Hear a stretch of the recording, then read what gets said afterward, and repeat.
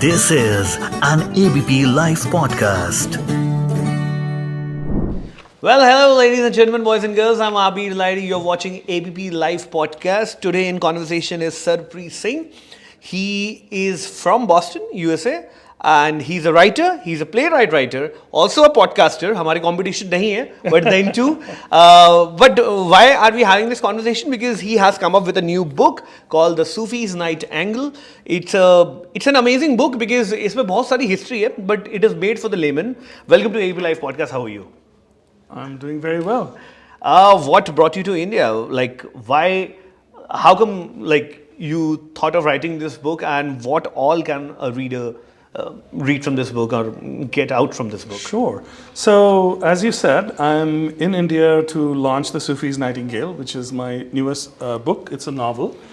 The Sufi's Nightingale is a work of fiction that is set in 16th century Lahore. Okay. And it's a reimagined life of the famous Sufi poet Shah Hussain. Shah Hussain is a popular figure. He's considered to be one of the finest poets in the Punjabi language, one of the pioneers of the poetic form known as the Kafi, and his poetry is written to be sung. So I first came to Shah Hussain through his poetry, though later on I had learned that I had encountered him previously while doing research in one of my prior books as well. Okay. But the poetry really drew me in, and my initial impulse was to write a biography of the poet whose work I enjoyed so much. Mm-hmm. As I started researching Shah Hussain, I discovered that the amount of historical information available about him was really sparse. So it was very challenging to write a biography. And then I had this idea, why not imagine the rest of it? So cool. So, using whatever biographical information is available, using the lore that swirls around Shah Hussain and his personality, mm-hmm. I've essentially created this work of fiction that, uses the lore as a framework. Okay.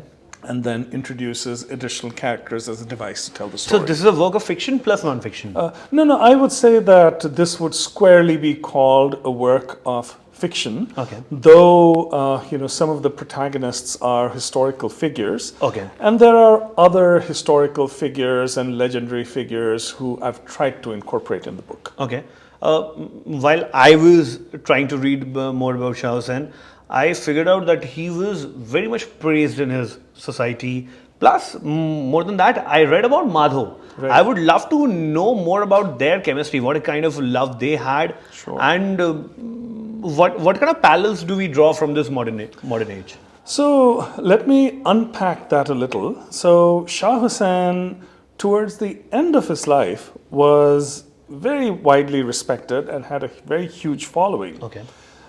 It's interesting to know, however, that Shah Hussain was not always a respected figure, and that was no accident. So Shah Hussain started his life, as a hafiz. He learned how to recite the Quran by heart as a young child, and there are, legends that swirl around how that happened. And then Shah Hussain spent, more than a couple of decades at one of the best-known seminaries, madrasas in Lahore, essentially working on becoming an Islamic scholar. So he was a serious scholar. Oh. He worked very, very hard, and he was on top of his game. And he was probably headed to an important position in one of the major cities of the Punjab, possibly. And then somehow he had a bit of an epiphany. He was reading the Quran, and he came upon a particular verse where he interpreted it to mean that life should be all about joy and playfulness. And it's said that at that point, Shah Hussain completely abandoned his Islamic studies and dedicated himself to a life of song, dance, and play. So he shaved off his beard, which was sacrilegious. He started wearing red robes, because of which he came to be known as Lal Hussain. There were rumors that he drank wine, which was anathema. Right. So that was the perceived personality of Shah Hussain at that time. He was much vilified in traditional Islamic circles, because that was not the way of a pious Muslim. And the fact that he had been an Islamic scholar before made this all the more shocking. Now, another interesting thing that we need to understand about Shah Hussain was that he belonged to the Malamati persuasion of Sufism. So Malamat is blame, roughly translates to blame.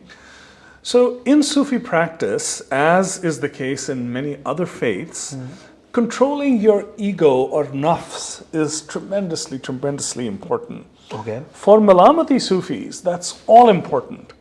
So the credo of a Malamati, so to speak, then, is to debase themselves in front of the world, to essentially earn the opprobrium of the world, to obtain the contempt of the world in an attempt to control their biggest enemy, which is the ego.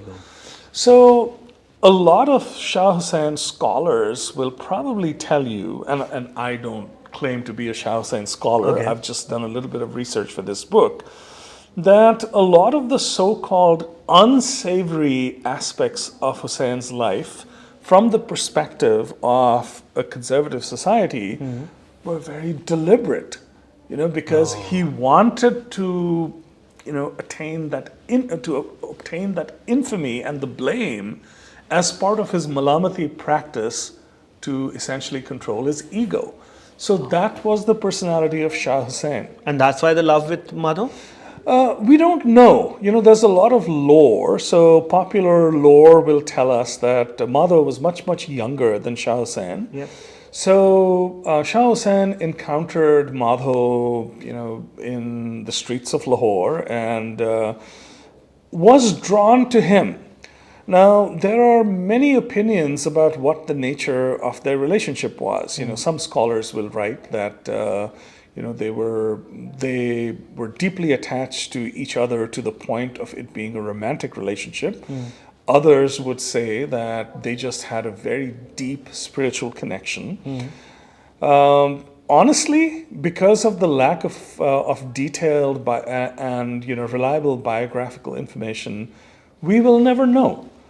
What we do know is that Madhav was deeply beloved by Shah Hussain, became his successor, and today Shah Hussain and Madhav lie in the same mausoleum on the outskirts of Lahore in Bagbanpura.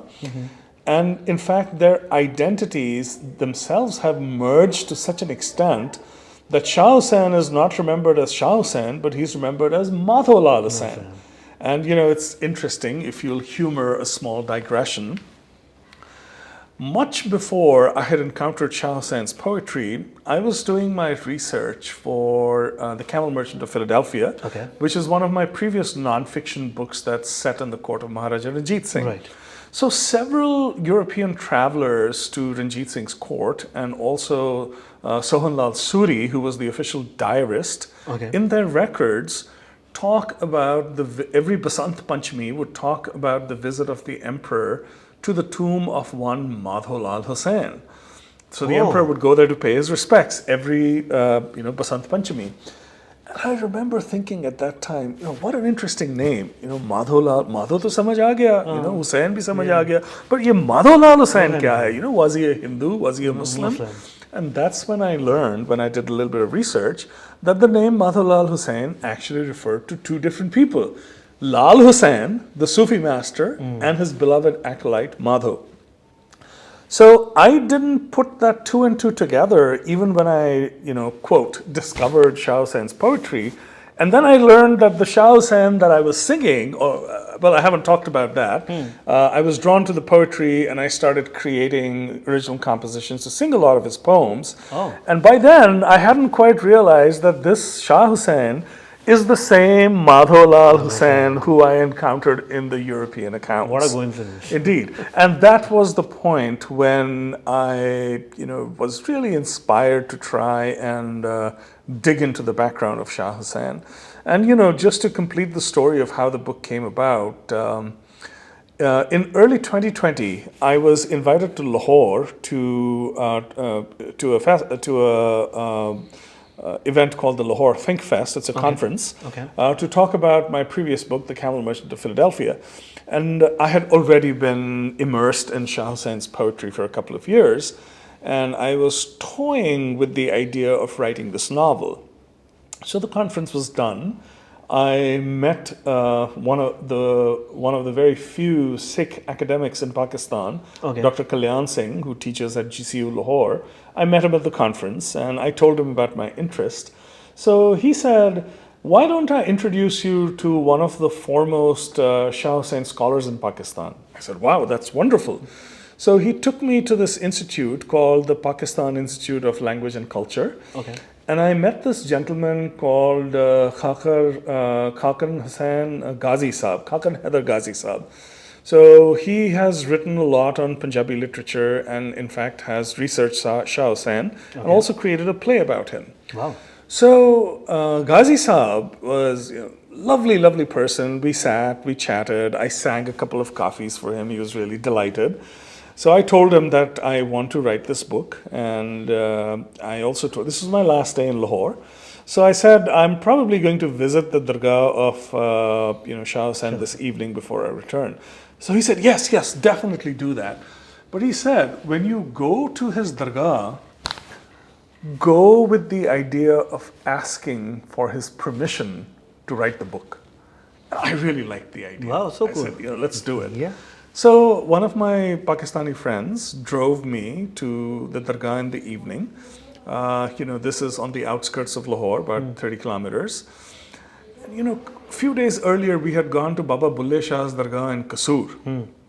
And that was a fabulous experience because it was crowded, the courtyard was full of people. Very popular. The langar was going on, people were eating, people were singing. I actually sat with them and sang some of Baba Bulle Shah's kalam. It was wonderful. So I went to the dargah of Shah Hussain expecting something similar.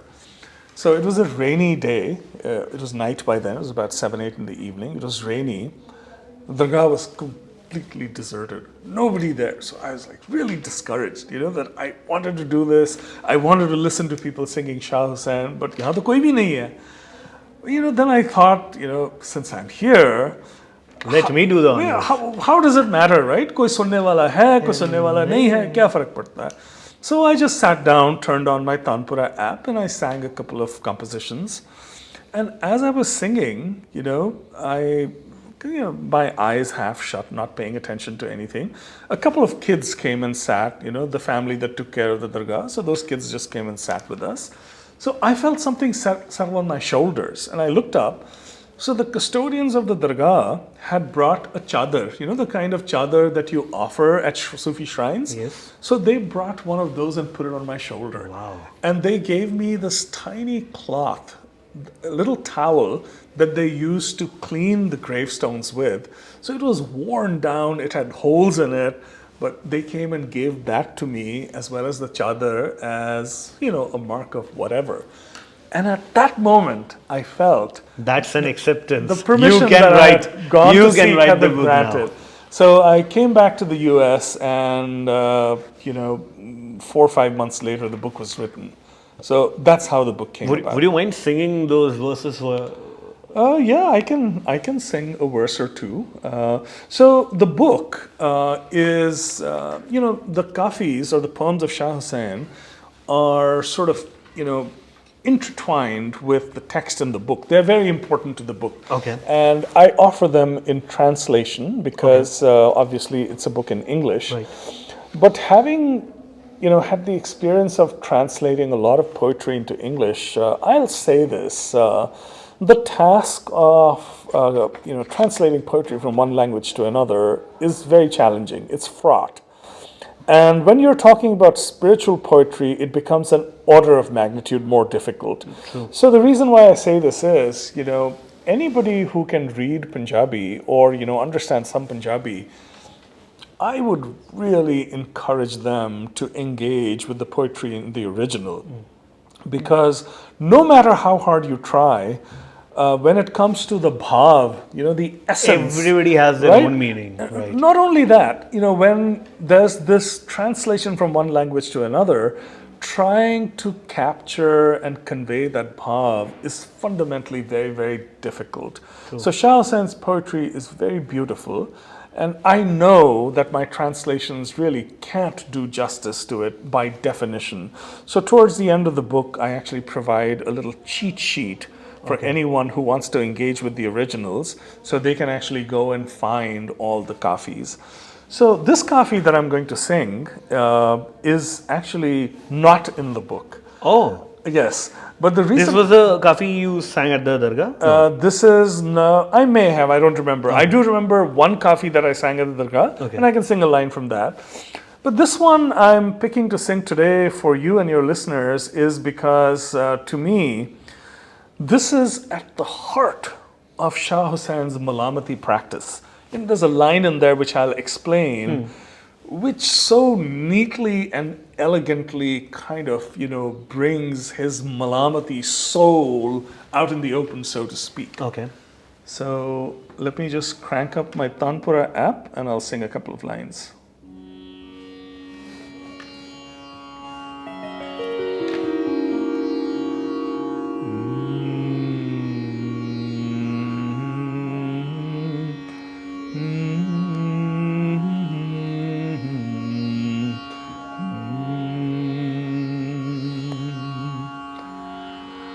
मंदी हाँ कि चंगी हाँ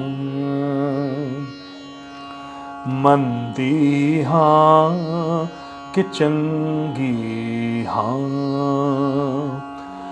भी साहिब तेरी बंदी हाँ मंदी हाँ कि चंगी हाँ मंदी हाँ कि चंगी हाँ भी साहिब तेरी बंदी हाँ मंदी हाँ कि चंगी हाँ. So I'll explain the first two lines. Sure. Call me low, call me exalted, whatever I am, I'm yours. That's the first line. Okay. गहला लोक जाने दीवानी गहला लोक जाने दीवानी मैं रंग साहिब दे रंगी हाँ मंदी हाँ कि चंगी हाँ. So गहला लोक जाने दीवानी, those ignorant people think I'm crazy. They don't know that I'm imbued in the color of his love. They think I'm crazy, but I'm just imbued in the color of his love.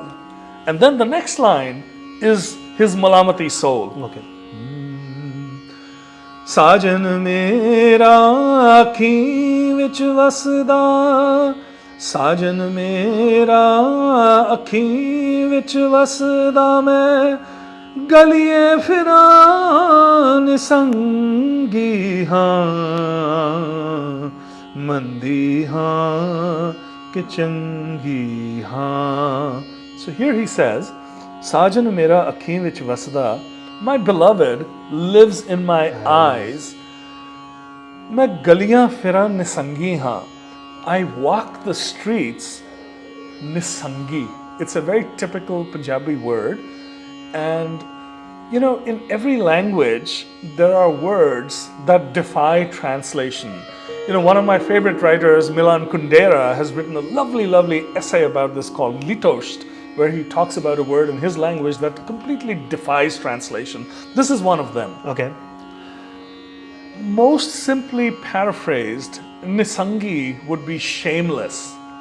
So he says, My master lives in my eyes, and here he's using the feminine voice, which is very common in Indian spiritual poetry, whether it's Gurbani, whether it's Kabir. So he's using the feminine voice and says that my beloved is in my eyes, and I walk the streets, quote, shamelessly, unconcerned, not caring what the world thinks about me. So Nisangi has to be unpacked. It's not shameless directly translated. Agreed. It's unconcerned. I don't give a damn what the world thinks about me. I am lost in the love of my beloved, and I'm walking the streets. So this is one of Shah Hussein's kafis that really speaks to me. I have no idea why I didn't incorporate it in the book, but this is one of my favorites. Better for me. You have an amazing voice. Oh, but that's very kind. I mean, I don't consider myself a good singer. I'm an avid listener, though. And really, my singing context is really Gurbani. That's what I have been singing for several years now. You have undertaken Gurmat Sangeet project as well. Would you mind sharing a bit about that? Sure. So the Gurmat Sangeet project is a non-profit that I started, it's almost been 20 years now. Wow. So I have to put this in perspective. Okay. I grew up in India, of course. I grew up in Sikkim. And, I was a product of the so-called public elite schools in India. And you know how that atmosphere is. Your whole context is very westernized. And you often don't really value anything that relates to Indian culture very much, because even in those days... That's sad, right? It is very sad, but that's who I was, I had a deep, deep love for English literature, even though I was studying science and went on to study engineering and computer science. But English literature was something that I really loved, even as a high schooler, and before that. I used to exclusively listen to rock music. That's the only music that I liked. So, Indian classical music, Gurmat Sangeet was not in my orbit at all. I had zero interest. Okay. But it was in the family, right? Not really. Not really. Okay. In the sense that a lot of middle-class Sikh families would listen to music, sacred music. We would have some LPs at home, and every now and then. If you go to Gurudwara, you certainly. Well, we lived in Sikkim, so there was no Gurudwara. Oh, right. So there was no Sikh. There must be very few. None. There were 2 families in Gangtok, 2 Sikh families. That's it. Oh my God. Yes. So has the ratio improved now? Not significantly. There have always been itinerant families, government bureaucrats, army officers. They come and they go. But when I was growing up, literally there were 2 Sikh families in Gangtok. So I had no context at all. My grandfather used to play cassette tapes of Kirtan and so on. Ek kaan se gaya, dusre kaan se nikla. Like on any other kid, that's how I was. So I go to the US, I get my master's degree, I move to a small city in the Midwest called Milwaukee. Well, not so small, but one of the smaller US cities. And there was a small Gurdwara there. And there was also a small Hindustani classical community there. Okay. So that's where my twin interests in both Gurmat Sangeet and Shastriya Sangeet started. So I had some friends who gave me some lovely recordings by some Sikh singers, which I started enjoying. And right around that time, I started attending a few live concerts. We had a nice, music scene there. And, we got Pandit Hariprasad Chaurasia, wow. Ustad Imrat Khan Sahab and his son Irshad Khan, and several others would come through Milwaukee because there was a small but, very sort of intensely active community there.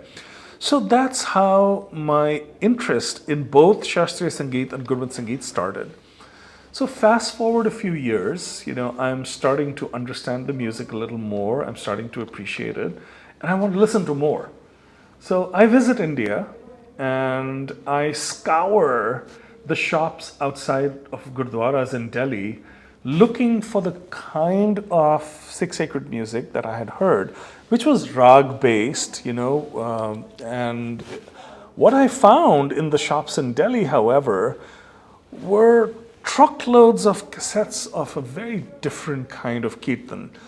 So what had happened was, in the past few decades, Bollywood and the ghazal style of singing had heavily influenced Gurmat Sangeet. They overpowered. Completely overpowered. So everybody, regardless of whether they were trained traditionally or not, that's what they were singing because that's what everyone wanted to hear.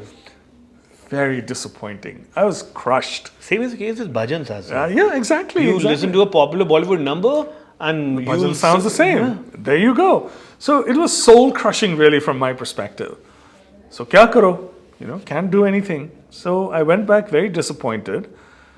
Then, quite serendipitously, we had moved to New Jersey then. We were living in New Jersey, which had a much larger Sikh community. So I met somebody in the congregation of one of the gurdwaras and who was also into the traditional kirtan. Okay. So he said, you know what, I have a bunch of tapes that I'm going to share with you. So he brought me a set of 32 tapes, which had been recorded, maybe in the 70s in Singapore. So there used to be this legendary group of Punjabi, of Sikh Kirtaniye. The name of the leader was Bhai Sahab Dharam Singh Zakhmi. He, his brother, and his two sons had an ensemble. Okay. They had gone to visit the Katong Gurdwara in Singapore, and somebody had recorded them there on spools, way back. Yeah. And then someone had very kindly made tapes out of them, and this gentleman gave me this set of 32 tapes. I listened to them, and my mind was blown. It was beautiful, beautiful music, so well executed, very spiritual, very intense. I absolutely loved it. And then, in New Jersey, I made a few more friends. There were other singers who visited New Jersey. They had recorded them over the years.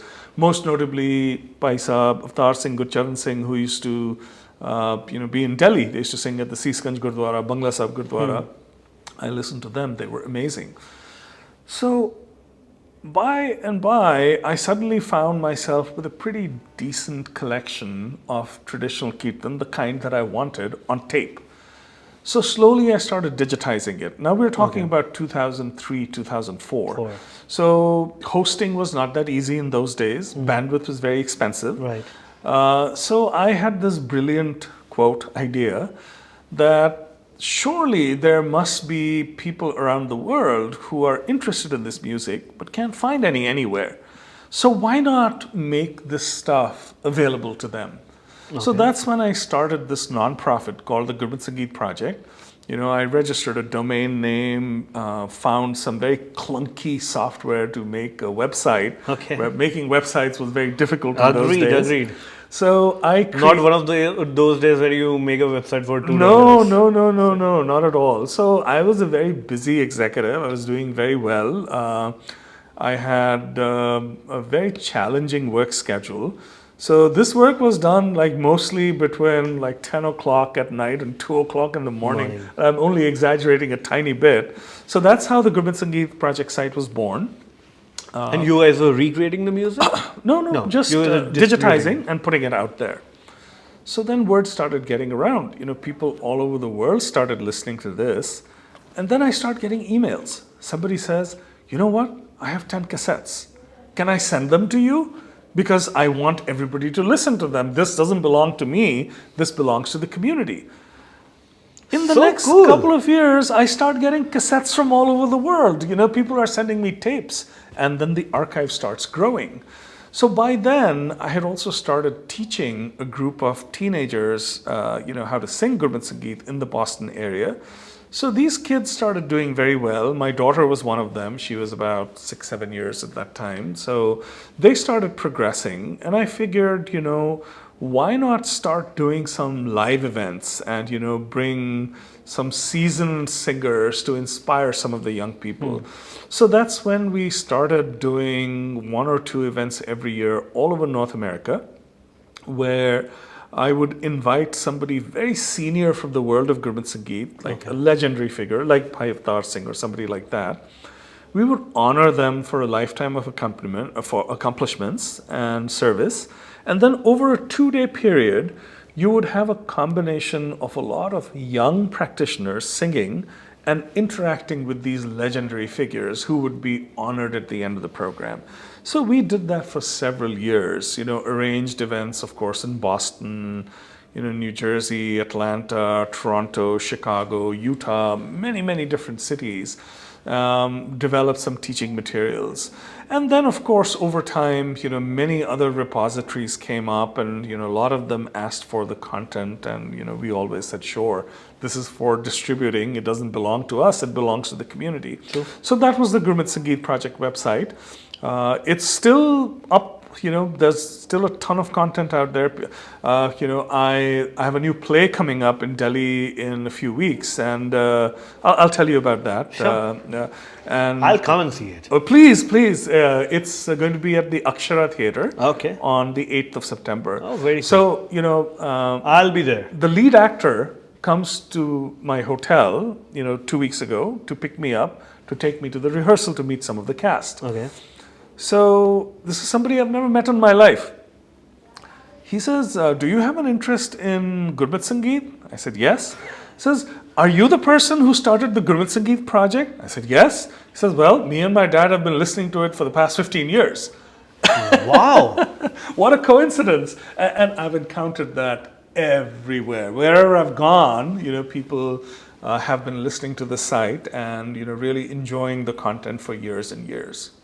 So that's the Gurmat Sangeet project. It's so amazing to listen to the story or like your real life story and journey, because it empowers so many wonderful virtues of life.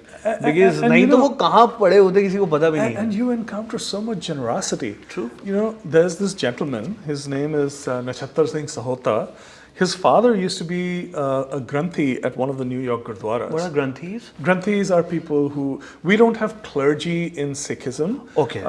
Formal clergy, but you do have people who are trained in reading the scripture, for instance, and they take care of the Gurdwara. So who reads the Granth? Who reads it is basically a Granthi. Okay. But it's more than that. Many of them undertake years of rigorous training, interpreting the Granth and so on and so forth. So his father was the Granthi at one of the New York Gurdwaras. So in the 80s, 70s and 80s, a lot of legendary ragis passed through that Gurdwara, and many of them were recorded. So when Sahota Sahib saw the Gurmat Sangeet project, he was so moved that he called me. 3 days later, I get a box of tapes. He sends me his original tapes. He has no other copies. He sends me his photographs of people that were singing. He doesn't have any more copies in his albums. He plucks out the originals, sends the tapes to me without knowing me. Because it can actually empower thousands and lakhs of exactly, more. That sentiment that I want this to go to thousands of people. So cool. So I encountered that again and again, and it was very humbling, and it was absolutely wonderful to see that kind of sentiment. Whenever I visit a Gurdwara, I just sit there and listen to Gurbani for hours. Sure. It's so calm. It is actually the food for the soul, because that's what I feel like. It gives you that immense amount of joy and peace within you. Absolutely. So, kudos to you for spreading it out to the world. Well, just listening to it gave me so much joy that I figured... And you were never into it, right? I was never into it. I started learning my first Shabad I was about 26 years old. Oh, baapre. I had never sung anything. I always thought that I could never sing. And what I've discovered since then is that anyone can sing. Not everybody can become a top-notch singer. True. But if you want to sing spiritual music, you can definitely train yourself to sing to a certain level, at least, to the point where you can enjoy yourself and your listeners can enjoy yourself. True. And I know this because I have worked with kids who were absolutely tone deaf when they started. I kid you not. And by the time they were done, after 4-5 years, they could sing melodiously. उनका सा बिल्कुल सा सही जगह लगता है. पूरी तरह नहीं भी सही था, but acceptable. बस सुकून मिलता है.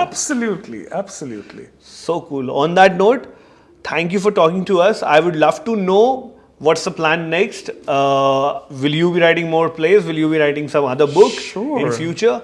And what's your message to all the audience out there? Sure. So let me tell you about some of my more immediate projects.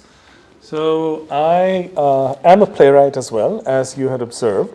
So in fact, writing plays is what sort of made me move, or writing that first play is what brought me from the world of technology to the world of storytelling. And I'll tell you the story briefly.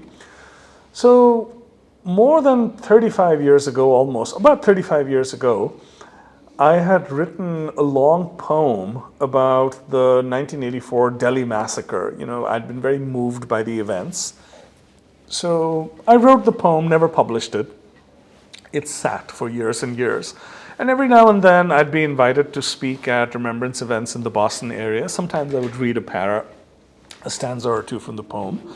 So my daughter kind of grew up with it. So my daughter had just started college, and her major was theater. She decided to take my poem and turn it into a play. So I told her it's a terrible idea. Dad knows everything. So dad says, don't do it. It's a stupid idea. This is just a poem. How are you going to stage it? She's like, you don't worry, that's my job. So to give you the very short version. She speaks Punjabi, Hindi? My daughter speaks Punjabi, yes. Hindi not so much. Because, we don't speak it at home. Oh, great. But she speaks Punjabi.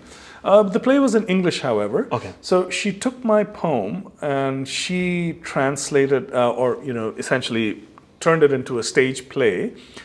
And then I collaborated with her. We discovered a poem by a Jewish writer called Chaim Bialik, which was written after a massacre of Jews that happened in Kishinev in 1903. So both the theme of the City of Slaughter and Kultar's Mine was very similar. And in fact, some of the things that Bialik describes in his poem are very similar to my poem, which is no accident, right? Because when you have sectarian violence, regardless of who's doing what, the sentiments are the same, the suffering of the victims is the same. So we collaborated on that play, and we started very modestly. We thought we would stage it 3 or 4 times in the US. We hired a bunch of actors. These were young actors from Boston and New York, and we did our 4 or 5 events. We thought we're done. So one of my friends in Boston, who's of the leftist persuasion, he's very progressive. We were chatting. He had attended one of the performances, and he said, this is all great. You're doing this play here, but who really needs to see this play? This needs to be seen in Delhi, where nobody talks about the events of 1984. Who will talk about the events of 1984? The Sikhs have been traumatized and beaten down, and as a small minority, nobody really wanted to even bring up memories of 1984. There was so much trauma. The Congress government, which had perpetrated the massacre and had been ruling India for the bulk of the years after 1984, had no incentive to talk about 1984. The BJP government didn't have a lot of incentive to talk about 1984, because the minute you start talking about 1984, the next conversation is Godhra, and who wants that, right? It's not in any history books. Forgotten. I'm a huge fan of the writing of Gabriel Garcia Marquez, in particular his novel, The 100 Years of Solitude. And I read it as a very young man. The one thing that stuck in my head was, he talks about the massacre of some banana plantation workers in an unnamed Central American republic. And he writes about this so beautifully. As much as the tragedy of the massacre is significant, equally significant is the fact that this massacre has been obliterated completely from collective memory. I mean, how unfair is that for the victims? True. So that's what really motivated us to bring the play to India. And this was a non-profit venture. Every show was free. The actors, however, had to be paid. Their plane tickets had to be bought. They had to be housed. So I did a lot of fundraising. So in 2014, we brought the play to Delhi. We performed it thrice in Delhi. Then we performed it in Chandigarh, and then in Amritsar. And then we came back a few years later and performed it in all the major metros. we just kept going. How was the response? I'll tell you. But when we were done, we had done the play 92 times in 6 countries. Oh. And the response was just amazing, unbelievable. My family is very nervous that you're going to go to Delhi and talk about, present a play about 1984. I mean, dimag kharab ho gaya kya? That's what a lot of my friends said. And we came here with a lot of apprehension. But you cannot believe the kind of response that we got. I mean, obviously in Delhi and Amritsar, where there was heavy Sikh representation, lot of shock, lot of anger, a lot of catharsis really, because this is not ancient history. In every audience, there were people who had first-hand experienced the events, had relatives who had suffered. So it was very, very emotional. Well, we go to Calcutta, we go to Madras, Chennai, we go to Bangalore, we go to Bombay.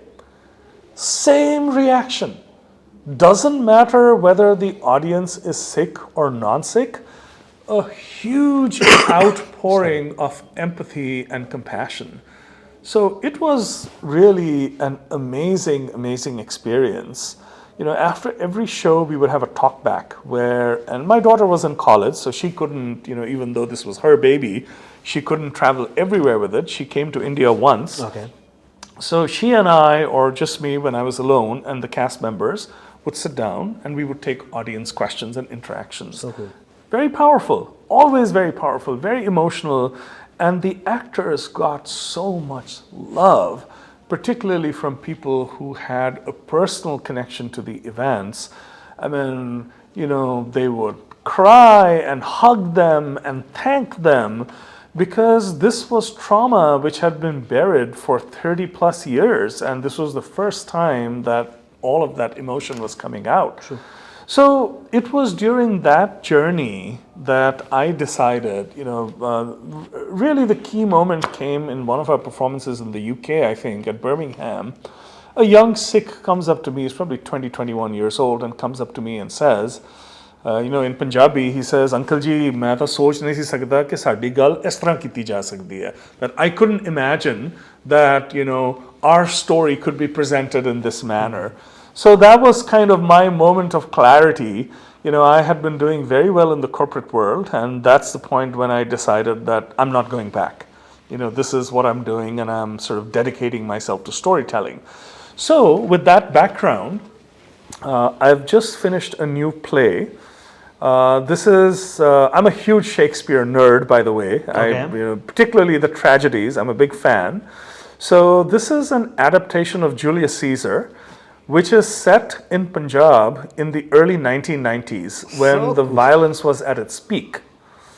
So this play is being presented by the Atelier Theatre Company. My dear friend Kuljit Singh, who runs Atelier, is directing, and it's in rehearsal right now. And the premiere is going to be at the Akshara Theatre on the 8th of September. And I am, this is a personal invitation to attend.